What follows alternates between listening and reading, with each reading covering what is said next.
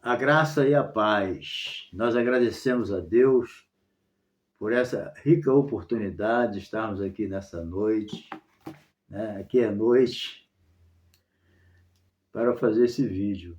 Uma bênção, primeira lição do trimestre. Nós vamos estudar sobre separados por Deus, nós vamos estudar sobre a santificação, né? Nós vamos aprender aqui a buscar a santificação para a gente ser usado por Deus, né? Sem a santificação, ou sem a santidade, ninguém verá o Senhor, né? O que agrada a Deus é a fé e a santidade, ok? Então, esse trimestre vai ser uma bênção, tá? Jovem, não perca uma lição, vai ser bênção para a sua vida, tá? E também, né? Você não se inscreva aí de dar o seu like, tá? Deixar o seu comentário, ok? Nos ajuda aí.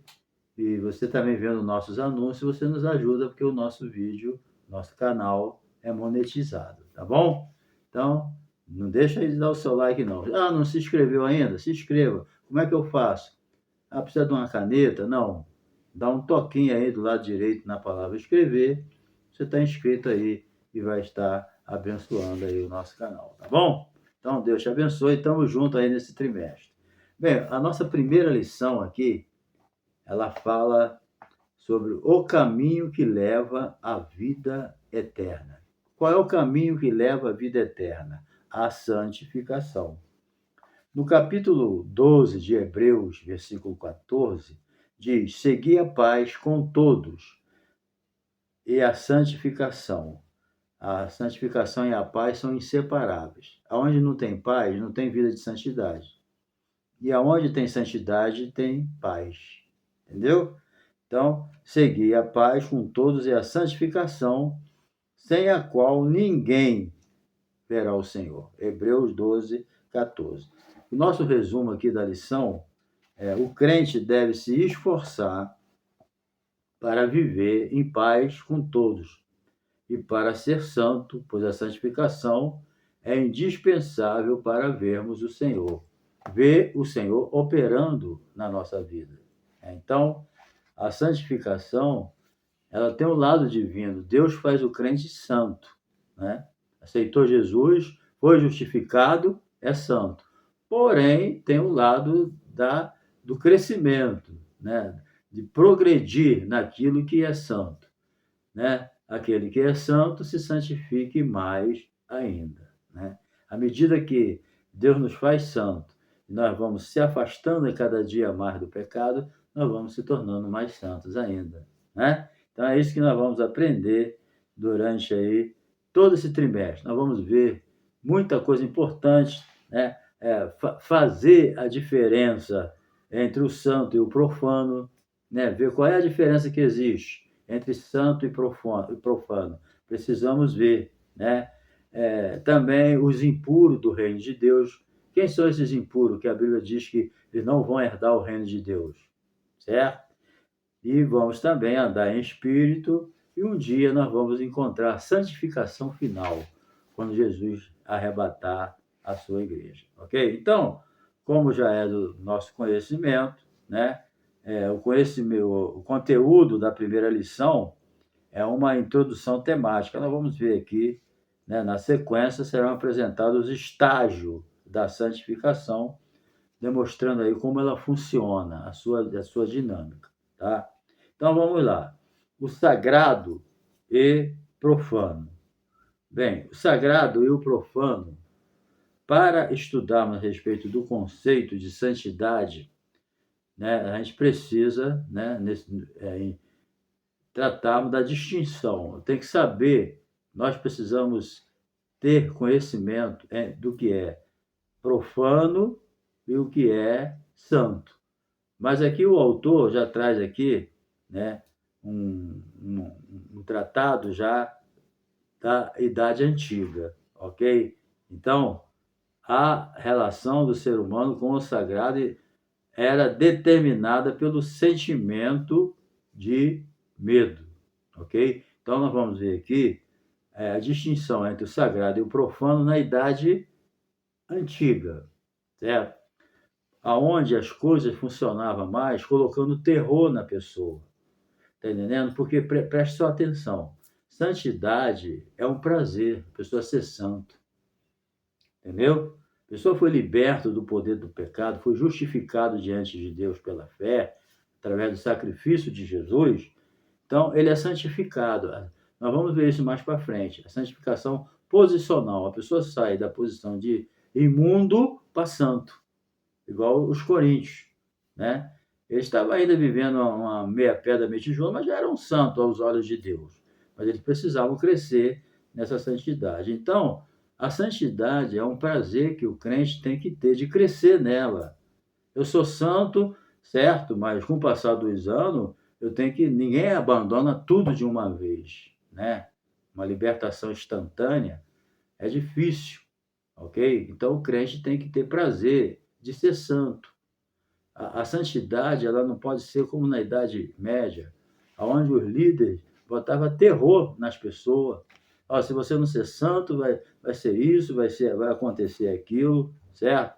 Então, colocava medo. Então, o medo era visto como um sentimento capaz de afastar as pessoas de tudo quanto é profano, certo? Então, o poder era representado por aqueles que tinham algum tipo de liderança religiosa. Então, se a criatura era um líder religioso, ele ia colocar um terror naquela pessoa para ele se afastar daquilo que é errado para fazer aquilo que eles determinavam. Então, o desejo era um conjunto de impulsos em direção à própria vontade, quer dizer, os desejos carnais. Então, na Idade Antiga, o sagrado era visto como tudo aquilo que era relativo à religião. E o culto e ritos que não deveria ser infringido. Era uma lei, entendeu? É como se fosse vivendo no Velho Testamento. É isso, isso, isso, isso e isso. Mas não é por aí, certo? A santidade é algo que vem de dentro para fora. É um prazer que a pessoa tem de se afastar do pecado, né? E se aproximar de Deus. Isso é santidade. À medida que você vai, já foi justificado pela fé, libertado, né? A redenção já foi operada na tua vida. Então, se afastar do pecado tem que ser um prazer, né? O pecado, ele na vida da gente, ele tem que ser um acidente. É igual tu pega o teu carro e vai sair. Tu vai sair para bater? Não, mas às vezes pode acontecer um acidente. Você bate, né? Ou batem em você. Mas foi um acidente. Ninguém sai com esse propósito. Também o pecado é para ser assim. O pecado às vezes vem na nossa vida como um acidente. Não é teu desejo, mas eu vou sair para pecar. Não, você saiu.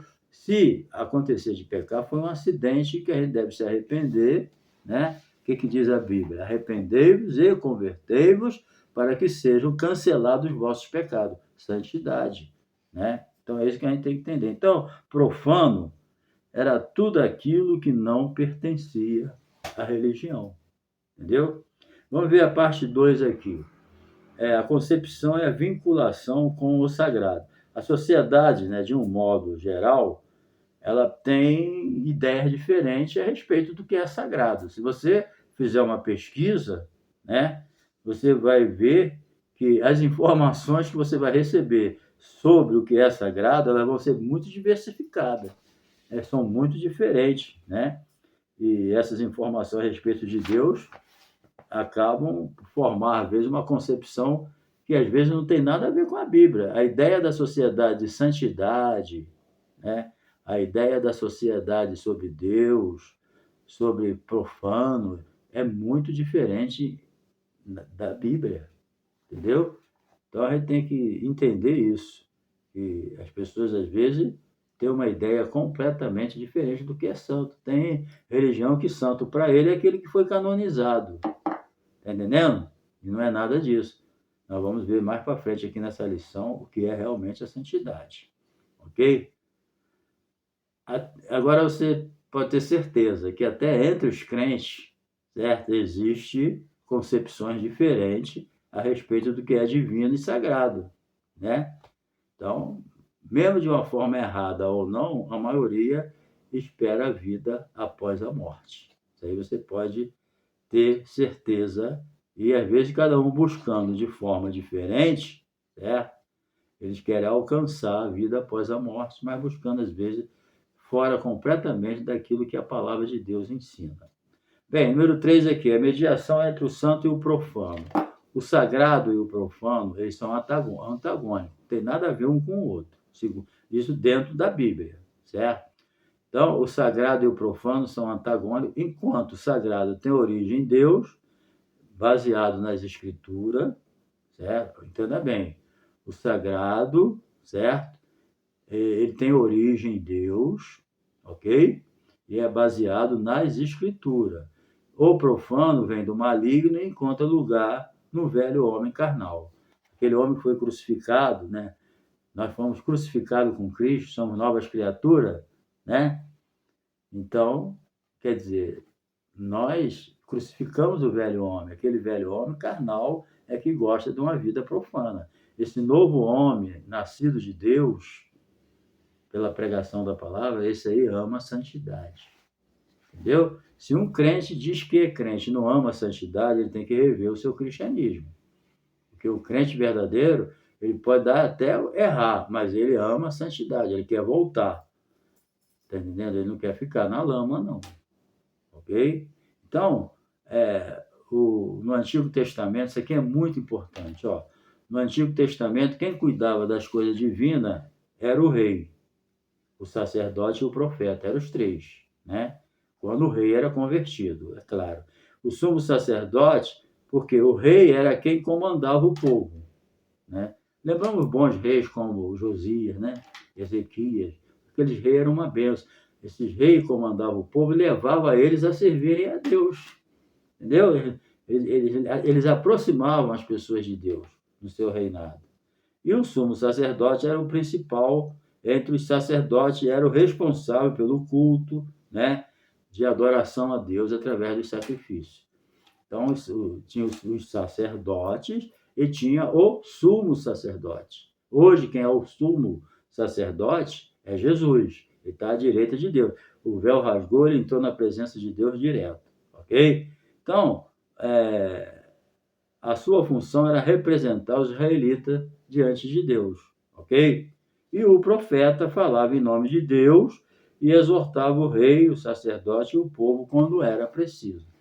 Então, o rei comandava o povo, o sumo sacerdote ele levava os problemas de Deus, os problemas dos homens para Deus, certo? E os profetas traziam a mensagem de Deus para os homens. A diferença, né? O sumo sacerdote levava dos homens para Deus. E o profeta trazia de Deus para os homens. Assim funcionava. Entendeu? Glória a Deus por isso. Então, quando era preciso, o profeta também exortava todo mundo. Exortava o rei. Lembra Natan exortando Davi, trazendo ele de novo à presença de Deus? Certo? Os profetas de coragem, eles exortavam o rei, corria risco, né? Que tinha rei que mandava bater, matar. Né? Muitos profetas foram assassinados pelos reis, porque foram exortados por eles, e sendo o rei, não aceitavam a exortação que vinha de Deus através dos profetas. Nós temos que aprender a receber a exortação, né? Porque quando assim aceitamos, há mudança de vida em nós, ok? Então, a forma como o crente se relaciona com o Senhor vai interferir no seu conceito de santidade, entendeu? Então, podemos ver tal verdade todas as vezes que o povo apostatava da fé e passava a seguir os falsos profetas, entendeu? Então, a nossa vida de santidade depende de quê? Do meu relacionamento com Deus, entendeu? Se a pessoa não vive na presença de Deus, está vivendo uma vida imunda, certo? Sem a santificação, ninguém verá o Senhor. A santificação, ela traz comunhão com Deus. Deus é santo. A lógica é uma só. Sede santo porque eu sou santo. Então, por que eu tenho que ser santo? Porque o Deus que eu tenho comunhão é santo. Ok? Então, entre os israelitas, a vida religiosa estava diretamente relacionada aos elementos sagrados, como o sábado, templo, sacrifício, sacerdote, mediadores, entendeu? Então, no Novo Testamento, o conceito de santidade supera a divisão entre o sagrado e o profano, como veremos nas lições adiante, ok? Então, vamos para a parte 2 aqui. O que é santificação? Bem, compreendemos e temos os termos santo e santidade. A palavra usada no hebraico para santo é kadosh, entendeu? Santidade significa separação do que é comum, impuro, entendeu? Então, a palavra santidade, santo, ela significa separado, tá entendendo? Separado. Então, no Velho Testamento, quando Deus separava alguma coisa, Deus separasse assim, um utensílio para usar. Então, tudo que Deus separava, ele santificava. Tudo que ele separava para usar. Entendeu? Então, a santificação, a santidade, ela tem a ideia de separação e dedicação. Deu para entender? Tudo que Deus separa é para usar. Deus não separa nada para ele para deixar para lá. Tudo que ele separa para usar. Está entendendo? Então, é igual o crente. Deus separou o crente para ele, santificou ele. Mas para quê? Para se dedicar a Deus. Está entendendo? Então, todo crente ele é separado por Deus para se dedicar a ele. E se tem algum crente que foi separado e não se dedica a Deus, a sua santificação está deixando a desejar. Porque a santificação verdadeira, ela entra com santidade e dedicação. Tudo que Deus separa para ele é para usar. Está entendendo? Então, é isso, essa ideia que a gente tem. Essa palavra dedicação, ela se encaixa em quê? Consagração. Deus me separou para me consagrar para ele. Mas é Deus que me consagra. Tá? Ninguém se consagra a si mesmo. Deus é que consagra o que ele vai usar. Antigamente separava-se muito utensílio para ele usar no tabernáculo. E todo aquele era santificado. O que era usado para santificar? Né? Primeiramente, era o azeite. É o sangue, né? Que é simbolizado, o sangue de animais, o azeite. Então, eram esses símbolos que hoje simboliza o azeite, simboliza o Espírito Santo, e o sangue de animais simboliza o sangue de Jesus. Então, hoje nós vamos ver mais adiante, nós estamos separados pelo sangue de Jesus. É o sangue de Jesus que te faz diferente. Aí, depois do sangue, vem o quê? Vem o Espírito Santo, que é simbolizado pelo azeite no Velho Testamento. Entendeu? Então, isso a gente tem que entender. As leis de Deus sobre os pecados. Bem, Deuteronômio 22, 13 a 30 trata aí a respeito das leis divinas sobre o pecado sexuais. Então, os israelitas eles eram um povo de Deus. Por isso, deveriam evitar os pecados. Entendeu? Deus sempre queria que Israel fosse exemplo para as nações em volta. Inclusive em pecados sexuais, que não houvesse isso. Deus levantou Israel para glorificar a Deus. É como se Deus falasse, olha, Israel, eu escolhi vocês não são os melhores não, mas eu amo vocês, escolhi para vocês serem exemplo para as outras nações, para que as outras nações, através da vida de santidade de vocês, eles possam ver a diferença e ser atraído a mim. Mas Israel, ao invés de atrair as nações a Deus pela vida de santidade, fez o contrário, foi atraído por eles pela imundície do pecado. Está entendendo? E o crente hoje, se não vigiar, ele fica com a dualidade aí, servindo a Deus e ao mundo, profanando aquilo, o seu corpo, que é o templo do Espírito Santo. Entendeu? Então, no Novo Testamento, em Colossenses, lá no 3, 5, 8, Paulo reconheceu a importância da pureza sexual. Tal pecado tem poder de destruir pessoas, uma nação, e por isso é tão combatido nas Escrituras. Então, a questão sexual, fornicação, adultério, todas essas coisas, né, é ensinado com muita veemência na Bíblia, porque Deus sabe o mal que isso traz para uma pessoa, para um casal, para uma família, até para uma cidade. Isso aí pode destruir. Né? O problema que se trouxe para Salomão não foi brincadeira. Então, isso aí a gente precisa entender. Tá? Não é à toa que a Bíblia combate isso de capa a capa, porque isso aí é um meio que o diabo usa para destruir as famílias. Entendeu? Bem, santificação e a Septuaginta. Vamos lá. Septuaginta é uma versão grega do Antigo Testamento. 70 homens lá no Egito, eles traduziram a Bíblia do Velho 300 anos antes de Cristo. Eles traduziram a Bíblia em hebraico para o grego, a Bíblia do Velho Testamento. Entendeu? Vou repetir. 300 anos antes de Cristo, aproximadamente 70 homens traduziram a Bíblia do Velho Testamento do hebraico para o grego, 300 anos antes de Cristo. Por isso que é chamado Septuaginta, foi 70 pessoas, sábios, que traduziram a Bíblia do hebraico para o grego. E depois, 300 anos depois de Cristo, né, essa Bíblia em grego foi traduzida para o latim por Jerônimo, ok? Muito bem. Então, a Septuaginta é uma versão grega antiga, né, do Antigo Testamento, e a raiz hebraica que dá origem à palavra santificação é traduzida na grande maioria das vezes pelo termo santo. Santo é separado para um propósito, ok?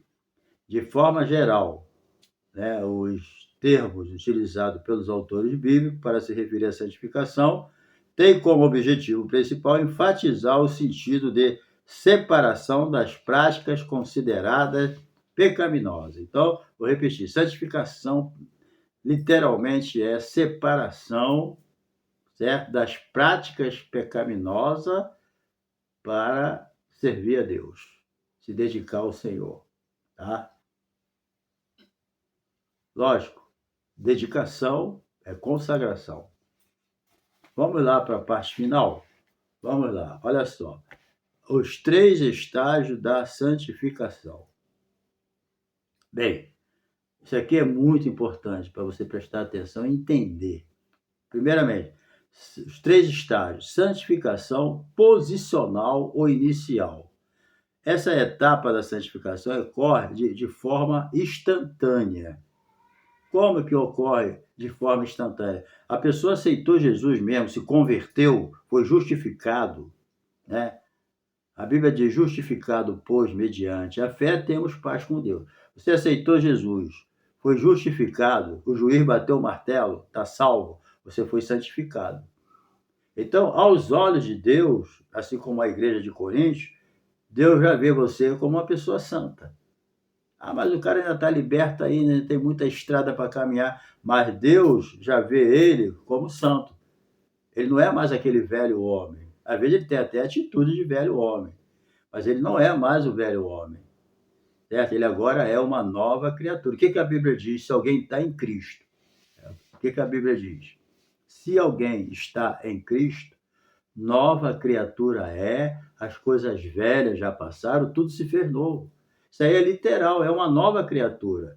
Ele foi regenerado, ele passou pelo processo da regeneração e, passando pelo processo da regeneração, ele foi santificado. Ele agora é santo, certo? Então, isso aí é importante. Ele foi purificado pela fé, entendeu? A salvação é pela fé. Você aceita Jesus é pela fé. Não é pelas obras de justiça, é pela fé. Está entendendo? Então, a justificação também acontece pelo meio da fé. Quem foi justificado não é pelo mérito. Eu não sou salvo por alguma coisa boa que eu fiz, pelo meu mérito próprio. O mérito da minha salvação, o mérito da minha justificação é Jesus, que morreu na cruz do Calvário, me substituindo lá. Quem é que tinha que morrer lá? Era eu, era você. Mas Jesus morreu no meu lugar e no teu, substituindo a gente, trazendo para a nossa vida o quê? A santificação, sem a qual ninguém verá o Senhor. Então, isso aí se chama santificação posicional. Quando você é o velho homem, ouve a palavra, crê, recebe pela fé, nasce de novo, se torna uma nova criatura em Cristo Jesus, passa pela regeneração e é santificado. Aí você muda de pecador imundo para santo, separado para Deus, para ser usado por ele, certo? Então, a santificação é feita pelo Deus Santo. A justificação é feita pelo juiz, Deus. Está entendendo?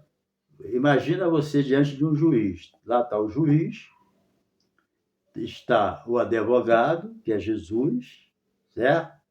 Está o acusador, que é o diabo, e está eu. Sou aquele que, vai ser condenado, ok? Eu sou infrator. Aí o que acontece? O juiz bate o martelo, por quê? Porque Jesus assume, o advogado, ele assume todas as minhas culpas. E o advogado não deve nada a ninguém. Entendeu? Então o diabo perde o seu poder de acusação, porque quando ele vai te acusar, ele vê na frente dele Jesus, que tomou sobre si as minhas doenças, os meus pecados, tomou tudo de errado meu, assumiu, cravou na cruz. Aí o diabo não tem poder nem autoridade sobre a minha vida. Aí só resta o juiz, que é o nosso Deus, bater o martelo e absolver a gente. Nós somos réu.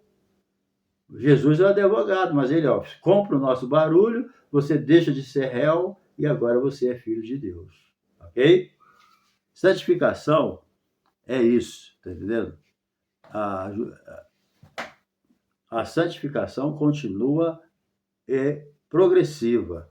Então você, posicionalmente, Deus mudou a tua posição de pecador imundo para santo. É Deus que faz isso, não é você não. Certo? Você aceita pela fé, é Deus que faz. Certo?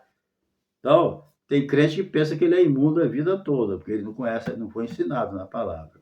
A santificação, ela é dinâmica, é um processo progressivo, contínuo, certo? A santificação, ela continua progressiva e acontece na vida da pessoa já justificada, como algo normal, entendeu? Então, a gente precisa entender o seguinte, você é santo, mas lógico que você tem coisas ainda que não diz que você é santo, mas é. Aí o que tem que acontecer agora? A santificação progressiva. Você vai progredir nessa santidade. Entendeu? Aquele que é limpo, se limpe mais ainda. Por quê? Porque ainda tem coisa na minha vida que eu preciso de libertação. E ela é progressiva, com o passar do tempo. É triste quando tu encontra com um crente que tem mais de 50 anos de crente e não cresce em santidade. Ele é santo porque Deus santificou ele, mas ele não progride, não tem progresso, né? Ele tem que progredir. Ele tem que progredir. Então, eu tenho que progredir na minha santidade. Eu tenho que ser mais santo ontem do que hoje. Certo? Não. Eu tenho que ser mais santo hoje do que antes. Tinha crente que vivia uma vida de santidade boa. Honrava a Deus com a sua vida de santidade ontem. Ontem ele era mais santo. E hoje, não sei o que houve, ele caiu da graça e está vivendo uma vida de imundície. Não está vivendo uma vida de santidade. Ele está mais santo ontem do que hoje. Mas Deus quer que você cresça. Hoje você tem que ser mais santo do que hoje. Se limpando. Né? Tem coisa que a gente fazia antigamente que nem afetava. Mas à medida que a gente vai crescendo em santidade, aquilo já afeta. Tem crente que de vez em quando fala uma mentira, não tem? Tem. Ok? Não é para falar, mas tem crente que ainda mente. Ele está crescendo em santidade? Não. Ele tem que parar de mentir. Aí ele está crescendo em santidade. Estou tirando a mentira como exemplo. Tem crente que ainda é murmurador. O murmurador está crescendo em santidade? Não. Mas quando ele parar de murmurar, ele vai crescer em santidade. É isso que é crescer em santidade. É ir abandonando aqueles pecados que atrapalham a nossa comunhão com Deus. A murmuração, a mentira, a cobiça. Entendeu? Isso aí que atrapalha, a fofoca. Tem crente fofoqueiro? Tem, mas quando ele para de fofocar, ele cresce em santidade. É isso que é crescer em santidade. É quando você vai abandonando essas picuinhas que atrapalham a tua comunhão com Deus e o teu crescimento espiritual. Tá entendendo? É isso que a gente tem que tomar cuidado. A santificação, ela é dinâmica, porque ela é progressiva, ela cresce. Você tem a obrigação, como santo de Deus, de crescer, progredir nessa santidade. Tem que ser mais santo hoje do que antes. Não no sentido posicional. Essa aí é imutável. mas no sentido progressivo você tem que ser mais santo. Tem coisa que a gente tem que largar na nossa vida, parar de pecar. Cuidado com o pecado de estimação. Tem aquele pecado que a pessoa gosta dele e não quer largar. Isso aí vai levar muita gente para o inferno. Tem pecado que ele é apaixonado por ele, não quer largar e isso aí vai atrapalhar a vida da pessoa. Entendeu? Vamos para o final aqui. Santificação final. A pessoa que é justificada ainda tem que conviver com a velha natureza. A Bíblia diz que o pecado tão perto nos rodeia, né? A Bíblia diz que o mundo jaz no maligno e é no mundo que você vive. A carne luta contra o espírito e o espírito contra a carne para não fazer o que você quer. Nós dormimos e acordamos com essa carne, essa natureza pecaminosa que não foi de toda erradicada ainda. Você sabe que você tem o desejo de fazer o certo, de repente está fazendo o errado. Por quê? Porque há uma batalha dentro de você, todo dia. Só que nós temos que enfrentar o diabo, que anda ao derredor, bramando como leão, procurando alguém para tragar. Nós temos um mundo que jaz no maligno, né? Tudo que há no mundo é concupiscência da carne, concupiscência dos olhos, soberba da vida, é uma vitrine que atrai o crente, o pecado que tão perto nos rodeia, né? E a carne que luta contra o espírito. Mas acima de todas essas vertentes que tenta nos tirar da presença de Deus, nós temos o maior que está conosco, que é o Espírito Santo. Por quê? O crente é o templo do Espírito Santo. E o Espírito Santo é Deus, ele é maior do que todas essas coisas. E é ele que nos ajuda a continuar servindo a Deus. Então a Bíblia diz, é Deus que nos santifica através do Espírito Santo. Entendeu? Então a velha natureza, ela tem que estar subjugada. Tá? Então, portanto, a santificação final, vai ter a santificação final. Um dia Jesus vai levar a sua igreja. E a Bíblia diz que quando ele vier, ele transformará esse corpo abatido para ser conforme o corpo da sua glória. Entendeu? Nós vamos ter um corpo igual de Jesus, que não se submete às leis da natureza aqui na terra. Entendeu? Então nós vamos receber esse corpo glorioso, aí a nossa santificação vai ser completa. Ok? Então, isso vai acontecer somente quando a igreja for arrebatada e for glorificada. Jesus, ele, para morrer pelos nossos pecados, ele teve que ter um corpo igual ao nosso. Depois que ele ressuscitou, foi para o céu, quando ele voltar, ele vai levar a igreja a ter um corpo igual ao dele agora. Primeiro ele teve igual ao nosso, depois nós vamos ter igual ao dele. O dele é glorificado. Aleluia! Então, querido, Deus te abençoe, tá? E que nessa lição nós aprendemos que desde o início da humanidade existe uma diferença do que é santo e do que é sagrado. Então, você que é um cristão, seja ligado, seja inteligente. Entenda que nesse mundo que vivemos existe o profano e o sagrado. Existe o limpo e existe o imundo. Então, cuidado para você não trocar as bolas. Tá entendendo? Cuidado. Saiba separar o que é santo e o que é profano, para que você possa continuar agradando a Deus. Amém? Então, até a próxima lição, que nós vamos estudar sobre o pecado sob a perspectiva de um Deus santo. Né? Nós vamos ver como que Deus vê o pecado, que o homem vê de um jeito, mas vamos ver na lição agora, número 2, como Deus vê o pecado. Amém? Deus te abençoe. Não se esqueça de se inscrever e de assistir aí os nossos anúncios para ajudar o nosso canal monetizado, tá bom? Compartilhe aí com seus amigos. Um abraço.